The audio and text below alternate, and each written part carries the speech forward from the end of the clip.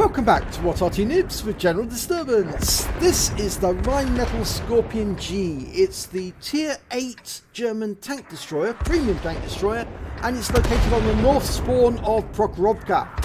And it's under the command of Fluffylilkitten of Philo. Now, what can I tell you that's unusual about the Skorpion? Well, it was built on the chassis of a Panther tank. It wasn't actually built, it was proposed in 1943. They were going to build it, but there was a shortage of Panther tank chassis. They were needed for the Eastern Front, so they didn't go ahead and build the Skorpion. But here's some fact that you probably won't know. The Skorpion was supposed to be an SPG. Yes, that's true. The fact is that when they actually designated the Skorpion, they gave it the title of K-43 for the gun that it was going to carry. And the K designation was normally the designation made for vehicles that were SPGs. And if it was an anti-tank gun, it would be KWK. If it was an anti-tank gun, it would be PAK, P-A-K. But the K stands for Kanona, or cannon, meaning gun. And unfortunately missed that shot on the Batchat 12 ton, who's just moving too fast. And so actually the Skorpion was supposed to be an SPG, a self-propelled gun. But anyway, that's an unusual fact for you. Now, it's got a very slow velocity on the gun. The shell's got a very slow velocity, which means that you have to think ahead and try and line up the shot, try and lead the target, because if you don't lead the target, and he hasn't led the target in the last two shots, which means he's missed the target. If you don't lead the target, you will miss it. And he's right up against the edge of the map, which is why he's having difficulty moving forward. You've got to give an adequate lead to your target with the Skorpion.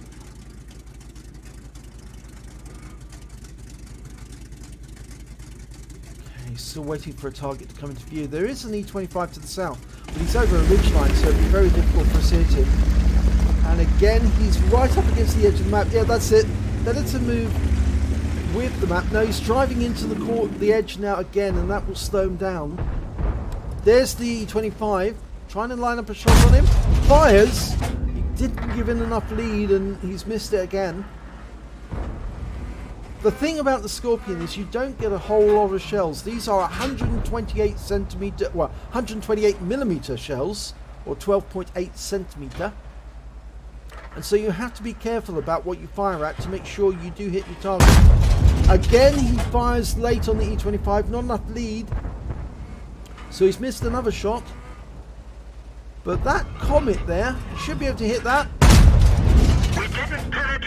It looks to me like the shell just didn't go through. It must have hit something really tough on that Comet, because normally the shells will just carve straight through. He fires another round in where the Comet was last seen, but again, doesn't appear to have been any result. Now he's way forward of where he should be, and although he's got a Batchat 12 ton spotting ahead of him, frequently tanks that are in that position where the Batchat is get spotted, and as a result they have to retire quickly. Now, I'm not sure why he was looking at the Comet. Maybe he was just trying to understand and work out where the armour was so strong on the Comet that shot was missed.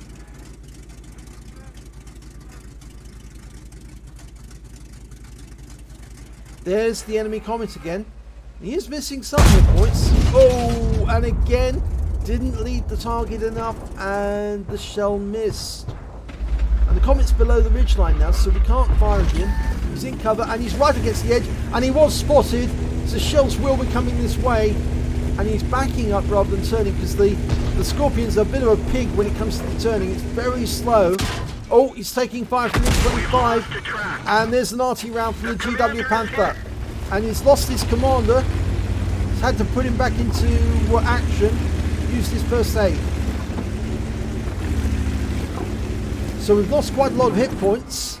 There's E25. He managed to sneak around the outside.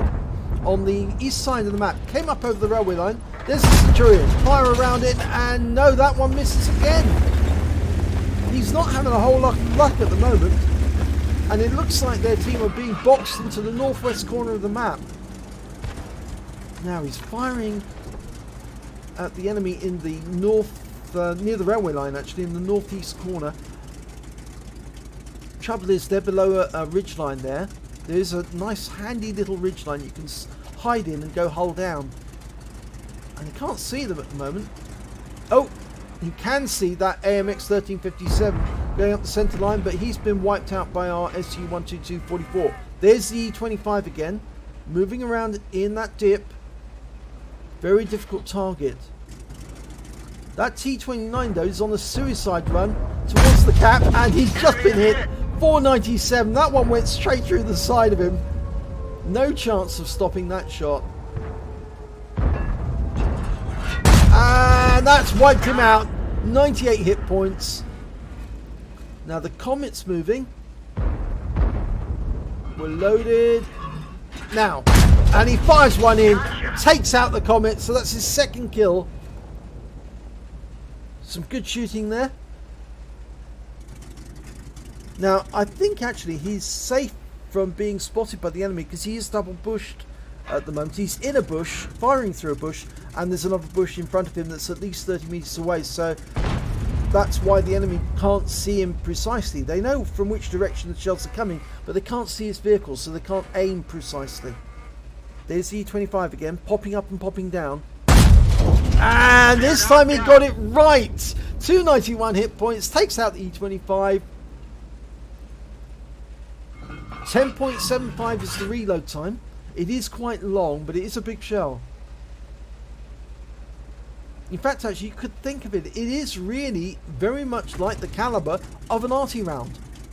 But of course, it is used as a tank destroyer.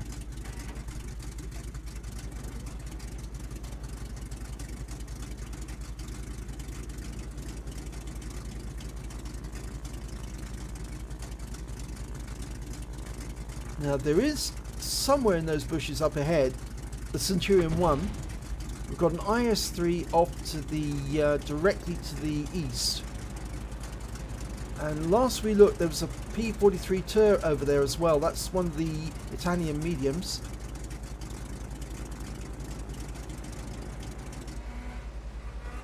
Oh, there's the Centurion. He's popped up. Can't get a shot on him. There's the P-43 Tur. He's near the centre line. Oh, he was just killed. The Batchat 12-ton got him just before we could shoot. There's a Tiger P just to the other side of the ridge line. He was spotted by the Batchat, who's just been killed. He's just been taken out by the enemy Arty.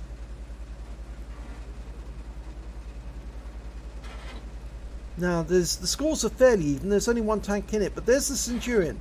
He keeps teasing the centre, that ridge line, popping up, and I've seen Centurions do this. They use their gun depression to pop up and take a shot, and of course, as they do so, they give you a very nice target for a very short while of time. No, the Centurion's decided he doesn't like the position he was in, and our Arty has just put a shell near him because he just appeared to have some stun and used his first aid kit, so he probably won't be able to clear his stun the next time he's hit.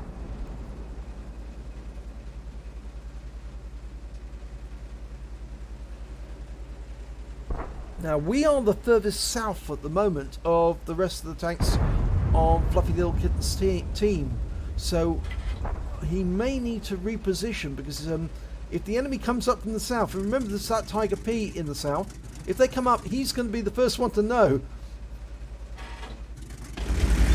Yep, he's repositioning. I think he spotted that as well.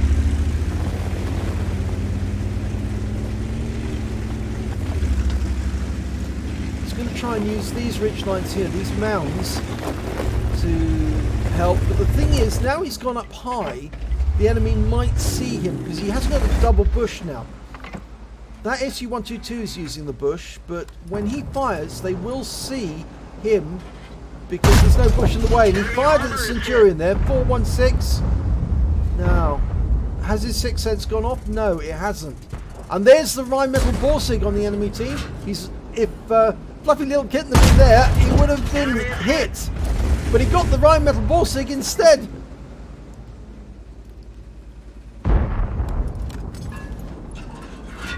Fires around him, kills the Borsig. That's his 4th kill. Now he's repositioning again, getting further north. He's going to use the Jagdpanther for protection, I think.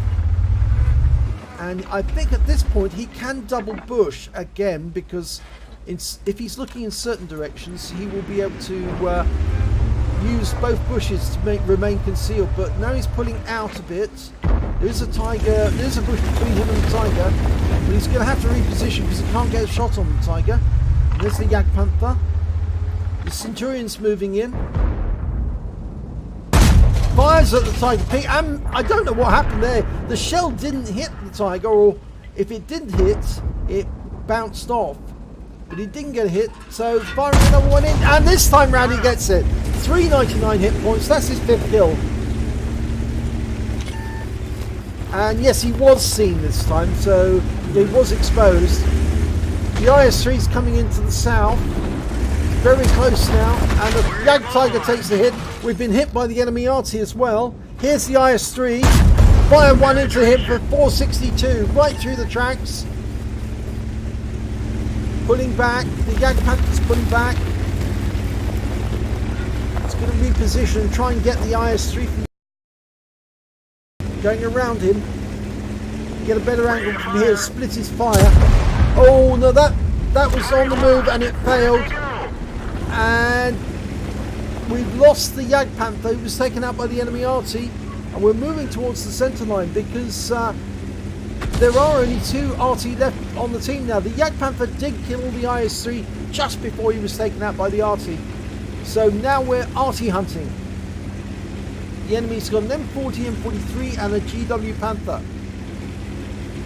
We've got 4 rounds of AP left, 4 rounds of APCR and 3 of HE.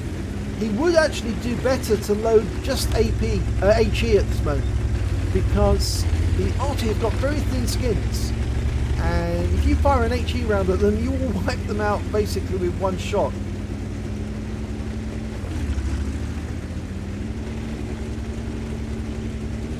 Mind you, given the number of hit points these Arty have, I think one shot of AP will probably be enough.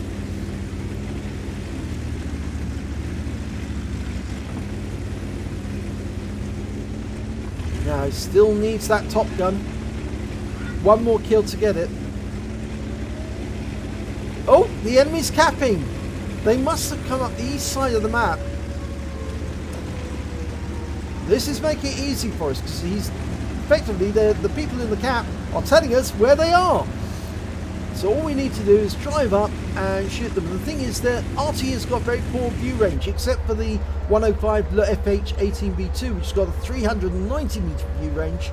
Arty is relatively blind compared to tanks, and so he'll see them long before they see him.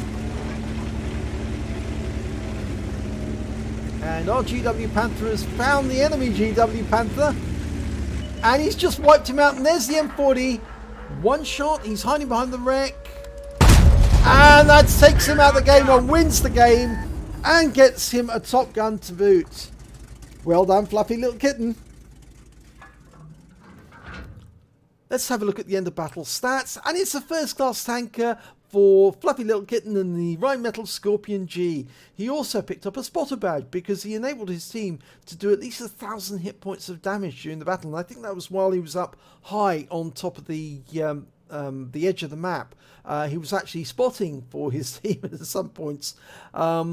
He also picked up a duelist badge for taking down 2 tanks that did damage to him during the battle, a Fifer effect for doing more damage than the hit points of his vehicle, a high caliber for dealing the most damage in the battle overall, and lastly a Top Gun for getting at least 6 kills, and we can see them there. He did basically carry his team, and his win 8 was 6799. He didn't actually get the all of the enemy team, but he certainly did get the highest number. If we look at here, we can see highest amount of damage, 3,638 hit points. The next highest scorer was the SU-12244, managed 3,038. And then we've got the Lorraine with 2,237. When it came to kills, again, Fluffylilkitten got the highest, 6 kills. Then came the M40, M43 on the enemy team, managed 4. And then we've got the Lorraine 15551 and the Progetto 46 and T34 100 with 2 kills, and the GW Panther and P43 on the enemy team as well.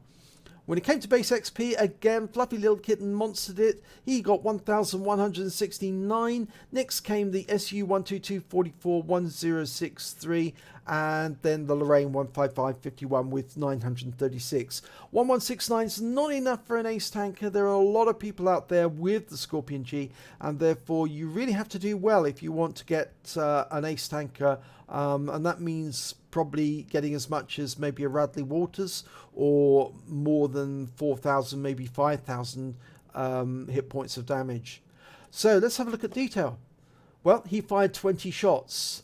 He got 11 direct hits, 10 penetration, and damage of 3,638 hit points, all at less than 300 meters. So it's all at close range stuff. He received 2 hits. Both of them were penetrations. The armor on the Rheinmetall Skorpion G is very, very thin. So it is basically a Panther tank, but the shells that were being fired at him were pretty heavy duty, and therefore they were going to go straight through.